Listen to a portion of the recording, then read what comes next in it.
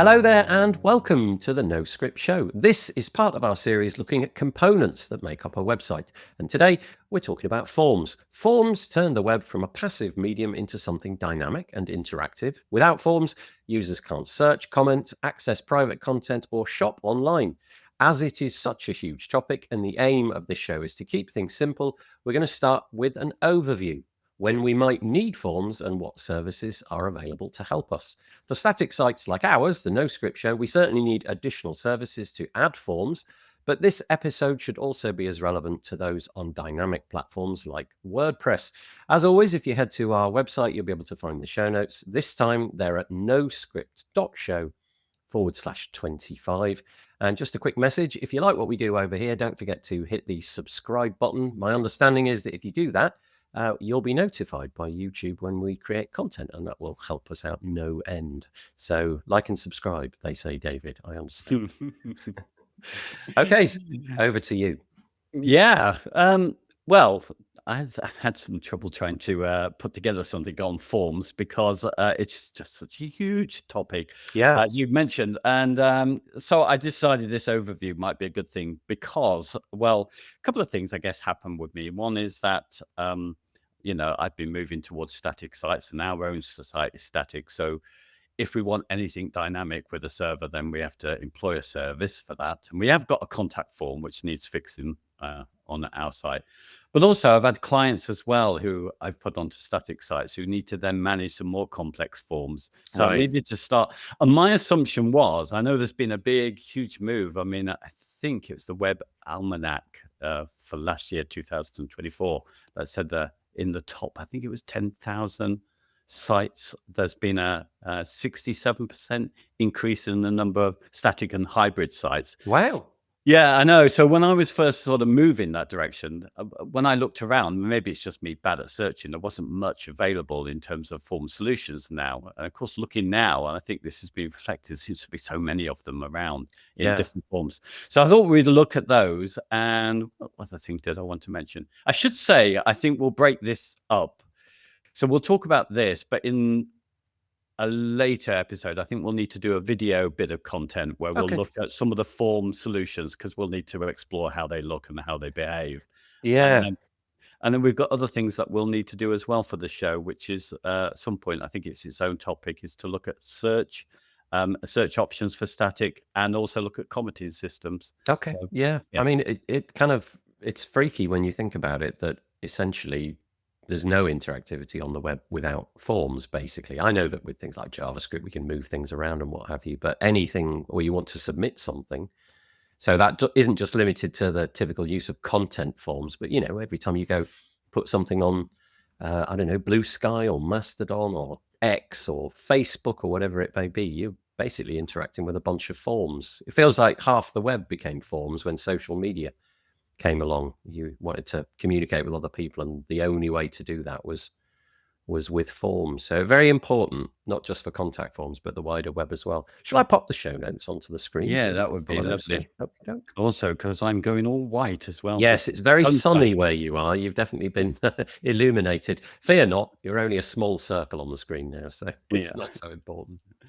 Okay, so yes, show notes. Let me just get my mouse over them here. So I thought we'd just start by talking a little bit about kind of when it comes to forms, expectations, and clients. That sort of is my title here, because we're in an era where, so all no-code products are being heavily marketed. So certainly my experience is that the clients I now get, they think that getting any kind of interactivity is a pretty easy thing, something that they'll be able to manage themselves. And it doesn't always prove to be that way. And a lot of clients that I've had have actually come to me for literally a form, really. A couple of people have come just for a booking thing. They've seen that they've had rooms that they've got for hire as part of their practice or something, and they want to hire them out. And that's the main reason they've come to me, is because they want someone to make this form magic happen. Okay. So I don't know how much you've experienced this, but my feeling is that there's a real sense that with a lot of clients who are not that familiar with the web, is that they see our forms out there and they think, it's a case of build it and they will come Oh, in other ways. So the form, just having a form up there for bookings, then bookings will come because it's yeah. there. This is so what my experience was back in the day when I was doing client websites. It was that exactly that. You put on a form and the expectation would be that it would arrive. And often you'd get into conversations about, the deluge of things and how they would manage it. And in the end, you kind of just had to sort of silently and in some circuitous way say, I wouldn't worry too much. It's highly unlikely that it's going to be, hammering your inbox all the time. Then again, you never know. If you suddenly go viral somewhere on the web, maybe the form will become the thing that brings your site to its knees. Who knows? But yeah, this whole thing of build it and they will come, maybe, but Yeah. unlikely. And I know, I mean, I one client who I really, really like, but it's taken me so long to convince her because she says, a competitor down the road is doing so well from their bookings form. But I said, Okay. but they are, but it wasn't that. It's because they put so much extra work into making themselves visible, Well, on the yeah, ground, the reason advertising. the form is getting filled is because of all the other things that person is doing, which you Yeah. obviously don't know. Having said that, I'm working with a friend of mine on a WordPress product at the moment, and we've made extensive use of a WordPress form solution for the support which we anticipate. And it's not really a case of build it and they will come. In our case, we're trying to work out ways to prevent people filling in the form unnecessarily, if you know what I mean. So we're putting All right. all Yeah. these different roadblocks in to sort of say, have you tried this? Can you try this? Blah, blah, blah. I don't know how successful that will be, but certainly we're trying different ways on the assumption that we really don't want people filling out the form too often, if you know what I mean. Mm. Then another thing that I think some clients think is that, if they do have a sort of solution um, for forms, that they'll just be able to manage it, it'll just kind of take care of itself. And because I'm doing the static side, and I think it's quite important for me to sort of give the dynamic stuff over to the client so they can control that. So I can separate what I've built for them against, Mhm. other services.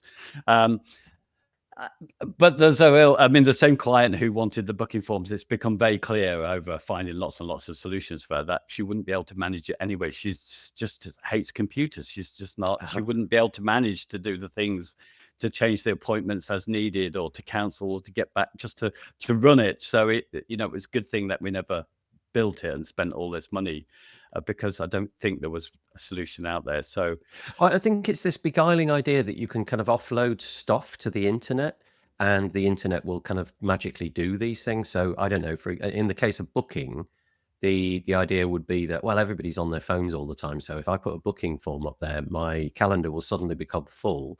Well, they've got to find the page to start with, and then the form's got to be not that confusing. And honestly, I am more and more getting to just give me the phone number, and we'll get into that in a bit. But if I can find the phone number and talk to a human being, I will try to miss out forms as much as possible, just because I know that I've then spoken to a person and that thing has been dealt with. And, I've booked the thing at 4 p.m. on Friday, and now everybody knows that's happening and it's guaranteed. Whereas with the, I don't know, the online bit, I'm a little bit more, I don't know, I've been let down by people misunderstanding how their own technology works. Let's put it that way. yeah.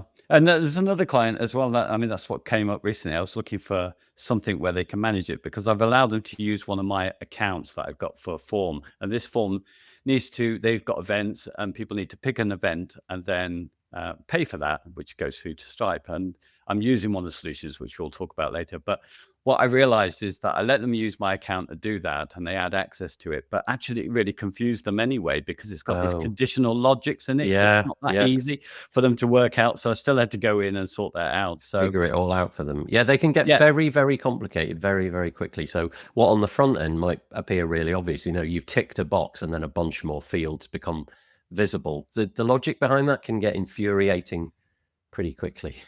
Yeah. yeah. So I mean, Okay. and I've just listed a few things which would be typical for this show to mention. But what clients are less likely to think about is kind of UX and accessibility of the forms that they're going to use, whether they're responsive to today's devices, where it needs to be fully responsive, really, isn't it? We can't Mhm. just go to standard sizes. The impact that the form solution has on page load and in turn SEO and the potential cost of support and maintenance for the forms that they might want on their site. So I think Yeah. that is generally not considered when a client comes. And I Yeah, think, and maybe the subscription model as well, they've got to pay the yes, hosting of that, for having a plan on whatever service that is as well. You've done a lot of work with AI, I think, to draw out some of that, which we'll get to later. yes, exactly. I mean, I think, certainly I did that. When you've got a client in the early days and that you're just kind of keen to give them what they ask for. So you'll rush off straight away to get something that, we can't build because we're not, back and front end developers who can do everything. So we go and look for a solution. And then often without probing enough, it's very easy, I think, to end up providing a solution that the client really can't manage themselves and haven't really thought about and may not be needed in the first Yeah. place. Yeah. If you, that's what's happened with the people who came to me for bookings. They've actually never had a bookings. That's what they came to me Oh. for, and they've been talked out of it because what they needed more than anything was somebody to come to a website they owned. you know, Right, that was the first hurdle. Get them on. Yeah, the yes, booking form will not be viewed yes, by anybody, so it's kind of pointless. But there is this sort of beguiling nature. It's the whole build it and they will come thing as well in overcomplicating what you've got. yeah, So as the purveyor, I don't know. Let's say that you've got a hairdressers or something like that. You provide 50 different options, and you want to know exactly what they want, what time they want to come, and rah rah rah rah. Before you know it, the form takes 10 minutes to fill out. And actually, all you needed was date, time, and your name. And that's it. That's yeah. really all that you needed. But you overcomplicate it because you can. Okay. Do all websites need a form? Is that where you're going to now? Yes, I think so, because this is an ongoing debate, because I think you see it somewhere, maybe on Reddit, every year. I think you say, do you still need forms on your basically small business sites, these sort of brochure sites, as people say, in 2003, 4, 5. It keeps going on, the debate. And so I thought we'd just, I've summarized basically what I've seen in all of these debates, Can, the can I for and just against. interrupt you there? Sorry, because what you're about to say, if it's true, I never knew any of this.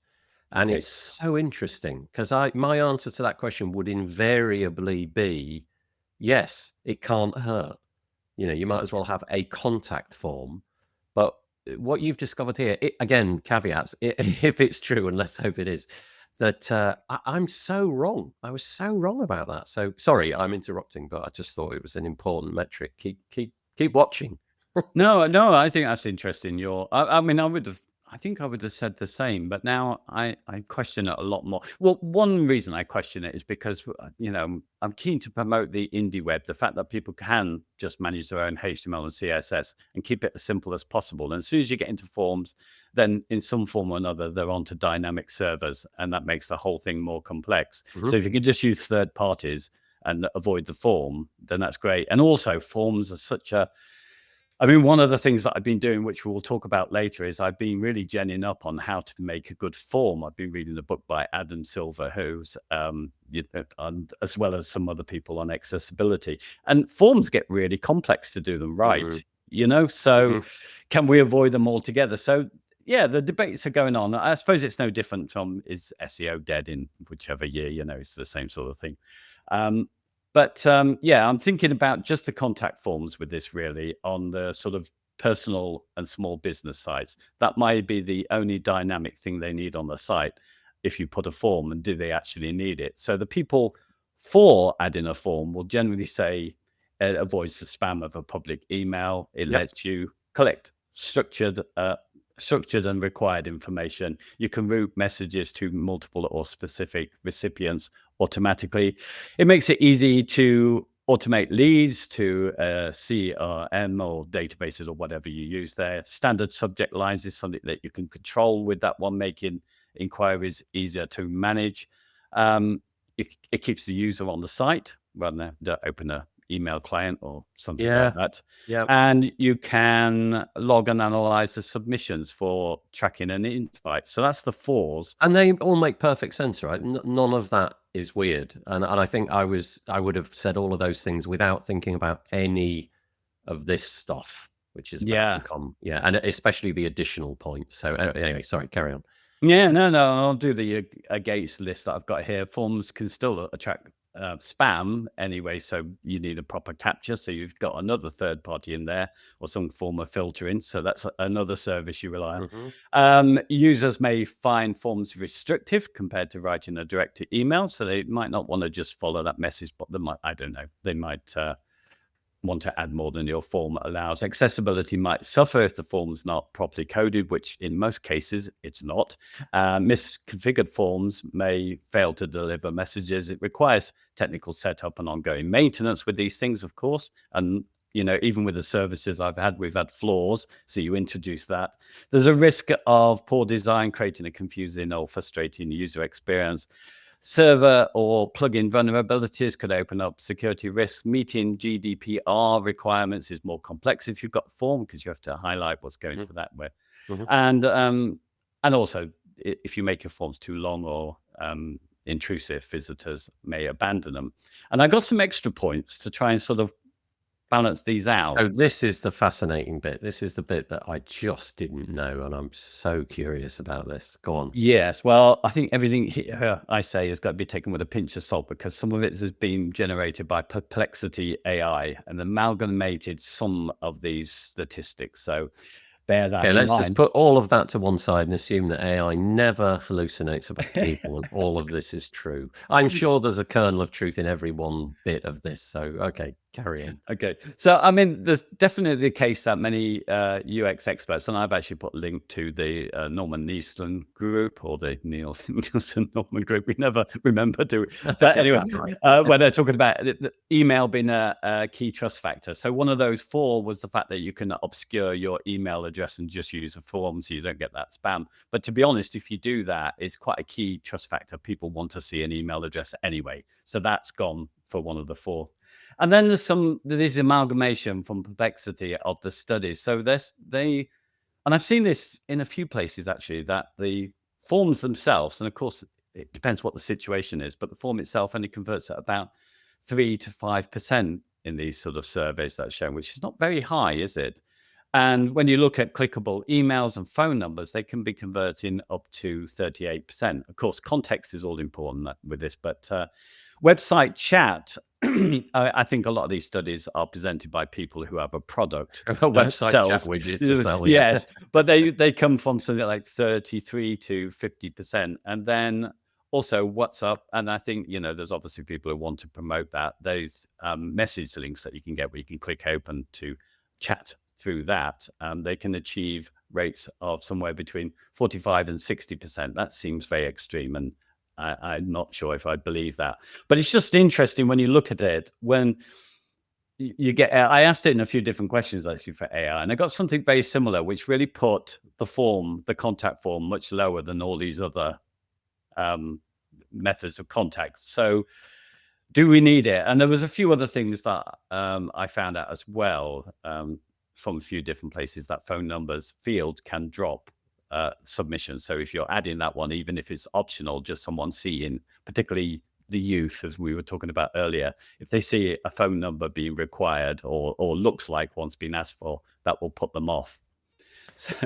So interesting. Anyway, sorry, you finish the bullet points and then we'll. Oh yeah, there's only one more, which is just there was no research. I was looking for research to see whether I thought disabled users for accessibility, whether they would generally prefer to click on an email with a familiar system that they use or over a form. And of course, obviously a non-accessible form, the email is going to be better for them. But there's no real research into which people prefer. There's just generally a lot of people may prefer what they're familiar with. So they would probably go for the email clickable link rather than the form.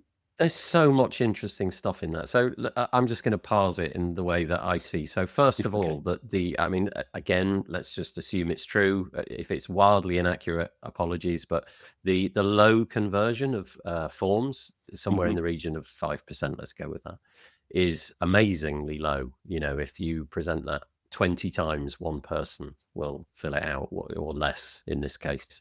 So that's remarkable. But also the clickable email and phone number converting somewhere in the region of 35 to 40%. That's also kind of curious. But that really does jive with me, because if I see the phone number, and okay, so first of all, let's assume it's like some local business. I'm going to ring that 100 times out of 100. I'm not going to fill out the form. If it's possible for me to speak with that person, I've decided years ago that that's the best way to conduct almost any negotiation, is to speak to the person. So I don't know if it's a plumber. I just want to know, when are you coming? Let's get it all sorted out. I'll talk to you. We'll establish trust. You can figure out who I am, and I'll tell you where I live, and I'll get all of the details out. And it's because of that conversation. It's because something surprising will inevitably come up. And I want to know that I've given all the detail in all of its fine, gory detail, whatever that may be. And I've also decided, that I can get across in 1 minute probably what it would take me 20 minutes to write out in an email. So that whole phone number thing is brilliant. Second, email. Yeah, I'm all about that as well, because it's this, I can put all of it down. I'm not constrained to a field. Like, you've got to say all the thing, you've got to list the things here. What's the reason and what have you? Well, I just want to explain the reason in this one big email text box area, if you like. And so that works for me. I'm not so sure. In my case, this statistic about WhatsApp and website chat, that doesn't ring true for me. But obviously, the why I try not to use those things if possible. If they're there, I will use them. Not if it's a bot. As soon as I get the notion that it's a bot, my first thing is, can I speak to a human? I just type that in and see what happens. So those kind of don't work for me. But that's the one about if you just put a form field asking for a phone number, that it drops submissions. That's so curious to me, because I can get that as well. I don't want to give my phone number up as a part of this exchange. And I don't know if you do the same thing. I often put an incorrect phone number in. If it's required, I'll just make up some random phone number which satisfies the length of digits. But I don't want to give some random person my phone number, because I don't know where that's going to end up. Yes. And then obviously the bit about disabled users and what have you at the end. So all of that to me is basically extraordinarily fascinating.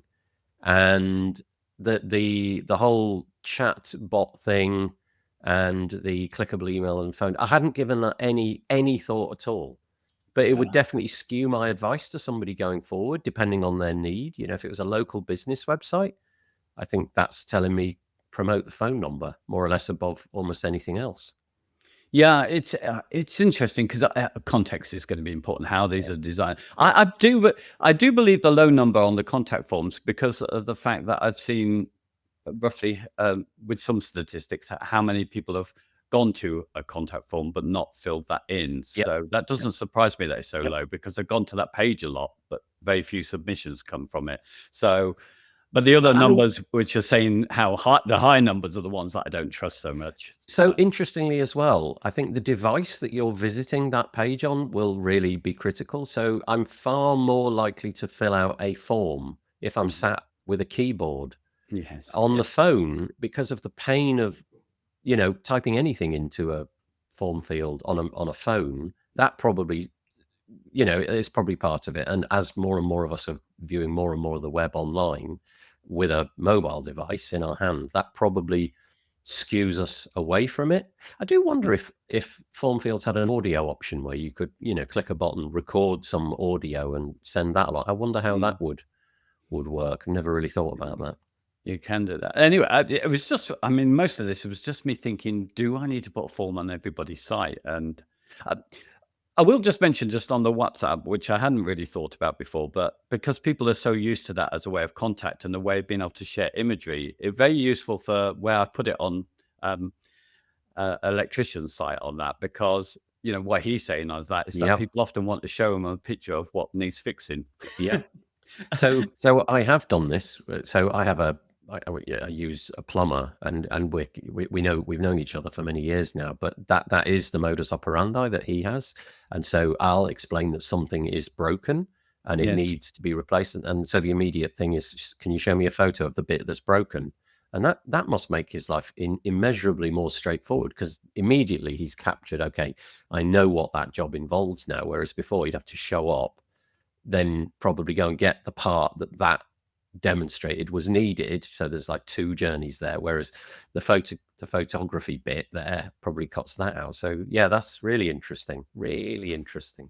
Yeah, it's just made me think a little bit about where I think I've come to the conclusion that, and interesting enough, I mean, I was talking to Paul Lacey, who's been a guest on this show and is a good friend of ours. And at Mm. the moment, he's doing some designs for the page builder that he does some occasional work for. He's doing some pages. And I looked at his contact page and I thought, oh, they were quite well thought out. He's got different ones. And that contact page is as the Nielsen Norman Group or Norman Nielsen Group One day.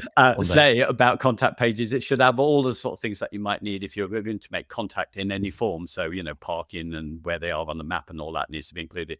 But on his and that, he made very clear his telephone number is a sort of box that was very clear and what needed to know about telephone and what you needed to know about the email. And then the contact form followed later. And I thought that layout, just the design of it seemed to be perfect for this. So I put it, but I think, you could easily skip the contact form on some sites and not. I asked the AI in various forms the question, do you think, given these bits of information here, whether, a contact form would lose, not having a contact form would lose you any business? And they generally came out to the fact that they didn't think it would make much difference. And in fact, another argument would be that you can overload people with too many options and then lose people that way. Yeah, and also it means that you've got to man several options, haven't you? So if you present a phone number and an Yes. email address and a contact form and, I don't know, WhatsApp as well, there's 4 places where you've got to be visible. Whereas if you put it down, I guess the contact form provides convenience, especially on the side of the business that's got the website, because they just have to man that inbox, don't they? They just have to keep an eye on that form. And the kind of data that they're going to get is predictable. So it's definitely got its benefits, but I always went with the options on the contact us page. I would always list out phone number, address, and things like that. But I didn't apply the amount of thought that Paul obviously has done in this scenario. But that's interesting. Yeah, it's sort of laid out in a way where it's not just a bit of text which you'll skip over and then see the big form, which is the eye most. It is actually made the telephone and the email catch your eye more than the form. The form's secondary. And I thought that's probably how I'll do it with most of my type of clients. I mean, obviously, with some people, they need, there are circumstances with people where they do need to collect that into a system, Google Sheets or something. So a form is needed. Okay. So let's assume we need a form of some kind. Yeah, let's assume that, shall we? Okay. Our form options. So I put some stuff here because I needed to get this straight in my own head. So, I mean, let's start with some sort of basic facts that in order to be able to send some data via a form on our website safely, we do need a client and a server side working. We need that sort of dynamic server on there. So I'll might as well read the notes out. So the client side is, for anyone who's not familiar with that, is the kind of HTML that the user interacts with. And we can think of this, I like this analogy. Somebody else gave me this one, that we can think of that as the sort of bouncer on the front door of a nightclub. It's doing nice. The basic, it does the basic checks. And if we're creating our own forms, then it's up to us to make sure that people know when they've made a mistake before they click the submit. So we're out there doing those sort of safety checks, but they're just sort of basic ones. And then the server side kind of acts as the security in the club guarding the VIP service. So it's going to check whether the data is safe to send onto your email and whether it stops, some of the riffraff getting into that special area. So that's the spam, we need to connect the anti-spam. We need to connect that to some sort of server in between. Right. So I like the analogy. The most interesting thing for me, though, is what I've kind of learned, and we'll talk about this in another episode, is that even though HTML form validation comes built in, it's probably not good enough to say it's fully accessible for everybody. Because it's not going to read out without using ARIA and JavaScript. It's not going to tell somebody necessarily when they've done it in real time or point them where they need to go if they need to, correct an email address or something. So do you know if that's an endeavor of, let's say, browser manufacturers to make the server side stuff? Yeah. Well, we didn't get it until HTML5, although that's very old now. We didn't have that and we needed JavaScript. So, there has been that move, but I don't see there's much that's changed to alter and make forms easier. Basic contact forms, I think, because the majority of people only need that. And I think, because I think it will correct you automatically if you do nothing with the HTML. It will correct you to say you haven't put an @ in your email, but I don't think it Beyond calls you that, out if yeah. if you've left the dot out from .com or whatever your email address Yeah. end is. I don't think it will call you out. So it does allow you to. Anyway, it's for another time. But I Yeah, think not when we this get one. into Okay. Yeah. Sorry, derailed. so so our options are, firstly, is to either DIY the server and the client side. So we write the front end code and the back end code, but we're not going to do this because this is really going to mean that we have to host this back end server. So we can do that either, with serverless cloud functions we have these days. We have more choices. We could do it with static hosts plus their own back end APIs. We could do it with email to form submissions via a mail server, or we can use some of these new open source server softwares to be able to manage this stuff. But that's way beyond me, certainly. I think it is for you, Nathan, Yeah. as well. Yeah. Yep. Yeah, I think you're better at this kind of stuff than I would be. But anyway, I'm not touching that. The next option then is to go where we've gone with our show, because we have got a contact form. It's not very good. That's on our site. And that's using the next option, which is DIY the client side. So I've put the HTML in there, and we use a third party for the server side. And if that's the route that we want to go with this one, then there's a load of services, which for those who are listening to this won't be able to see. But if you go to our show notes, you'll see there's a big table here with basically ones that fit into that category. So both you and I, Nathan, we bought, didn't we, FormSpark, and that's the one I've been using. Yeah, so this is it doesn't do any building of the form. You have to build the form yourself. Mhm. You have to either write the HTML with the form fields and the submit button and whatnot, and then you connect the submit event to their. I can't remember how it works. You basically copy and paste some endpoint, don't you? And that data then gets sent to FormSpark. It worked pretty well. I mean, it did everything. Obviously, it's not sanitizing things. It's not checking for errors and what have you. But the submissions, once the endpoint had received it, did what it said it would do, which would be forward it on to. Yes. But it was technical, not tremendously technical, but there was a little bit of a learning curve. I certainly wouldn't have thought a client would like to be involved in any of this process.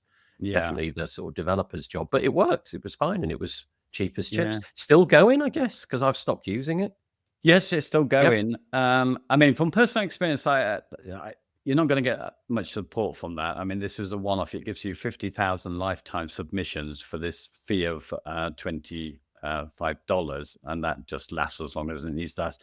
And on my deal that we got, the same as you, I think, where it keeps adding each month because it was a slightly different deal which we got there. So I'm never going to run out of forms there. My only beef with that particular thing is that once I contacted them for the support and never got an answer. The second time I did it, I did get an answer, but they never resolved it. And that was the fact that in India, on my IP address, which is actually, the state broadband service, I couldn't submit. It wouldn't go to them. It failed.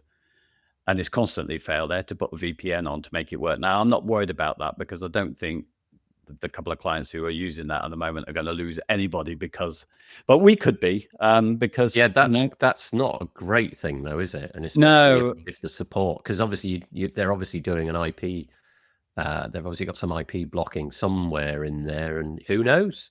yeah, and I think they bounce off other people's services as well, don't they? To send these things. So I don't know what that was about, but otherwise it's worked pretty perfectly for me. But the rest of them are all the same. I mean, there's one called Basin. I think the well-known one, I'll just skip down the chart, was FormSpree. I think it's one of the earlier ones meeting that new demand for static sites.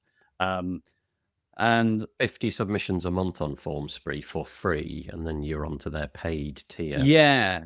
To be honest, there's nothing. I mean, I won't list them all. Well, maybe I should. Should I list them all out? Well, I'll just say them. Shall I just read them all out loud? So you've got Please. FormSpark, Basin. There's a common pattern here, by the way. They all have ingeniously titled names. FormSpark, Basin, FormBold, Form Backend, FormZillion, Web3 Forms, FormSpree, FormCarry, and FormKeep. If I was in the SAO business, I think there'd be some conversation to be had here. But there's loads of them.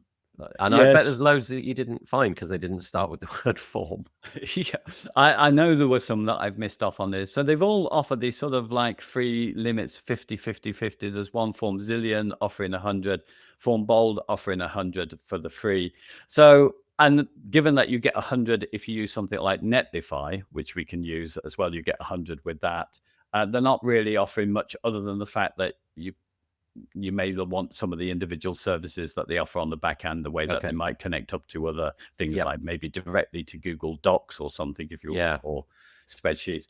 But they all behave differently, and I think most of these are exactly the same thing. You write your HTML, you put this one line saying to submit to this address that Yeah. you've got, and that's what it does.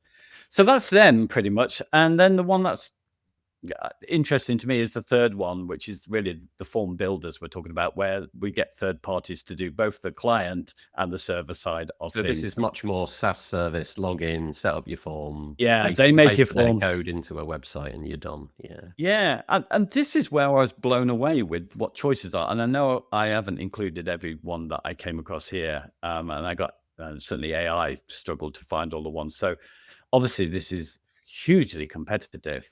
The ones that I thought about on our list of these is Oh, shall I just read them Typeform. into the record again? Oh Just yeah, read yeah. them So into we've the got record. paper form, fill out, jot form, cognito forms, type form. You're gonna have to scroll it. There you go. Thank you. Formister, Uform, Form NX. Oh, that's a nice title. Cervicate, Tally, Adaform, and Form Smart. I've never used any. Oh no, I have. I've used Paperform, the one at the top, but the Hmm. others I don't believe I've ever used. Yeah, and you were mentioning to me that you'd use Wufoo forms as Oh well. yeah, Have you? Woofoo, whatever, Yeah. WUFOO back in the day. Yeah, that was one I tried out when this whole thing was brand new. This allowed you to do all sorts. It was clever. It was a really innovative product. But now I think all of the products have got all of the features that they have. Yeah. And I also actually downloaded a few paid for scripts which did things like Woofoo. So I downloaded a whole bunch of things which mimicked what these do, but it was self-hosted. And in some cases, it was open source. There was one called Macform, Oh, MACHFORM. I don't know what it's called now, but yeah, there was that as well. So, yeah. what are you using? Are you using one of these on our website then?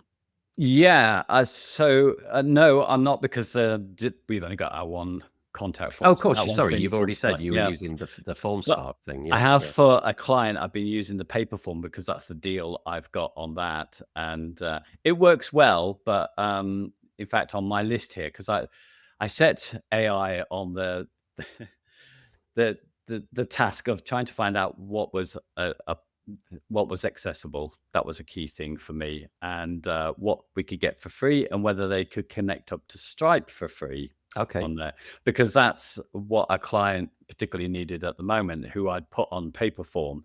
Now the problem is that with the deal that I got, it's my account, and up to that point I could give him, because I'm not using it for any other site other than this client, because it was there. And they've now put a security check, so every time you try and log in, then it sends an email to my address. Oh, So that I'm renders that whole thing obsolete. yeah, Yeah. exactly. So we're looking for other solutions, and that's really what set me off on this one, to see if I've there was actually something. overcome that problem in the past by setting up a filter in my email client, which then forwards that email to them. Absolutely. I But did. it's a real kludge. It's not ideal. I, as I thought that very thought, and I thought, no, let's have a look, because I had a bit of an issue anyway. I put it on their own domain because it's a heavy load, and that was another thing that's not on my chart. If you're looking at our show notes, it's all there. I haven't included it because I think we'll do an episode where we'll come back and we'll look at all these when I've tested them all out and see, what my preference is. I've already got a Okay. preference so far, but I haven't tested them all out and spent some time. Because one thing that's quite interesting to me is, now I signed up for the free accounts for a whole bunch of these. Who's filling up my email box with all sorts of, It's free, but not free of spam. no, and Okay. so Jotform, which looks really good because it's fully accessible, and it does a really good job. Actually, it's beautiful actually how it works on their forms, because if you've made a mistake, it comes up with this big red thing on the top, but it also announces to somebody using a screen reader that they've made an error and where to go to and where to skip to and all that. It's really good. Oh, that So is good. Yeah. yeah, and they've got a free amount. You can, but very limited for Stripe payments. You can only get 10 for free, but there's no extra charge on that one. And you've got 100 per month for them. So they look really, really good. But I'm totally put off by the fact that they have just every day sent me some sort of email Right. trying to Okay. get, so You are the product, David. You are the product. yes, yes. And the same thing, I mean, I'll just quickly mention as well, Uform, which I didn't really like. I have tested it out. I like the way that it's designed and the fact that it takes one question at a time and it'll move to the next screen and stuff. All that's beautiful, but totally inaccessible on that one. I tried it with a screen reader. Just you don't know where you're going at all. So that's out of the question. They call So those conversational forms, don't they? One yes, question and yes. then you slide to the next. And to me, it's nothing like a conversation. But anyway, there you go. That's what it's Yeah, called. well, we'll touch on it. I think having that ability to do that is a great thing, and many of them do that. And I think, as I say, I'm reading this book by Adam Silver, and he's very keen on the fact that it's very good for usability Well, to be it able to. does kind of lock you into the one question at a time thing. Yeah, But the bit that I don't like about it is that it kind of disguises how much of the form is still to come, if you know what I mean. So you might embark on a form and 4 minutes in, you're like, I've no idea that I've got, exactly. you If know, you know the stages and where you're yeah, going on this, and yeah, that's. But then you don't know at the next when you go to the next slide. Effectively, with these things, yes. you how many entries. So you might think you're 90% there, and then the last one's Well, got. they get over the problem with things like a progress bar or something, Yes. bound to the top of the screen. But I'd still just rather see a form, the whole thing, and work it out for myself. Yeah. Anyway, paper forms, it's, it's easy to set up. It's logical. It's got lots of options there if you are, but there's no free option on this one. But it wasn't accessible, and they don't even mention anything about accessibility. And it was still, although it's got a lot lighter, it was still heavy on the load. So I Okay. put it on their domain for his site because I didn't want it ruining the core web vitals, which were all pretty much close to 100, across the board. And you only need one page that's listed on your site that's out, and that can throw Hmm. your whole fail, can't it? So we put it on its own place there. But yeah, we'll come back on this one because there's not much to say other than the fact that you do get some more generous offers. And I think the one that I particularly like at the moment is tally.so is their Okay, this is new to website. me. I've not Yeah. come across this, but very nice looking website. They've done a great job with that. What was it Yeah. that you liked so much? I like them. I like Mm. the way that they talk, their blog, what they're talking about. They went out on purpose to do it because things like these things to get some of the things that you might need gets very expensive. You're on $25 per month to sort of you get something free. As soon as you overstep it, then it gets really expensive. And they've gone out to not do that, to make it as free as possible. And they've been very open and transparent in the blogs that I've seen about how they're making money on it. So it's unlimited for everything here, but you don't get some other things that you might want, like remove the branding, of course. And Right. also, if you want to be able to style these forms with your own CSS, then you're limited on these kind of things. But they say they only need, they've been running basically on 2% of the people who are their customers are paying for the pro version, and that's enough for them to run their small business. And I like them because they're based in the EU. They're very open. They um, they're very much committed to sort of a small group and bootstrapping rather than using venture capital, which I think that's appeals to me anyway. Kind of So aligns with your yeah. fibers, shall we say, your moral fibers. Okay, that's Yes, good. and what did it? And I missed it, completely missed it. I only caught it because I watched a YouTube video by Adam Silver, and he's become a bit of an expert because he's advising people like gov.uk and BBC and people like that on this. And the fact that obviously he builds his own forms, but for one thing that he needed for his personal site, he used tally forms for this intermediate thing that he needed. And I thought, well, if he's using it, then it's got to be Okay, what you can there you have. go. So Got the stamp from him. Good, good. yes, yeah. So that was basically it. And what else? There were some, as I say, there were some that I didn't include on this forms apps because of the fact that, and this is, I think, might be common when I've checked them all out. But I mean, it was loading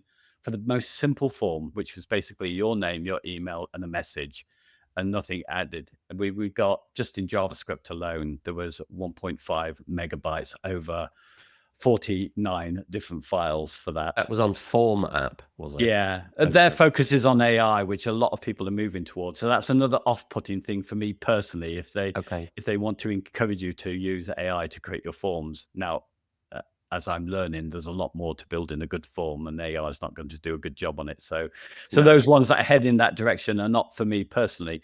But I might suggest some of these just because of their ease. If I'm passing this on to a client, and I say, that's your responsibility. This can sit on their domain. We'll just put a link on your site where they can do whatever they want there and book you and pay and all that, and you're taking care of it.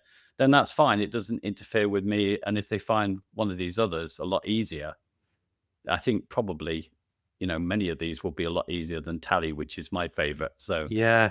So there's a whole load of choices there. So you feel that a piece of content in the future will be a more deep dive into the features and what have you. So you've obviously put a table together there, but deep diving in on video to how these ones fare against each other, given, I don't know, you maybe do a price comparison, or you maybe do a JavaScript load comparison or something like that. Yeah. Okay. Yeah. Okay. I think it's amazing what we've got now these days for these form builders that can, do payments and do all these really complex and, 100 per month of submissions, as long as you can control spam, which is the other side of it, that's the problem, I think, with a lot of them that give you 100, like Netlify. I knew when I put our form, we were getting at least 5 spam emails a day. Well, that's just over your 100 used up straight away. So if you don't control that, yeah, some kind of capture, like, I don't know, Cloudflare's turnstile or something like that, just in between it and the submit form. Okay. Yes. Okay.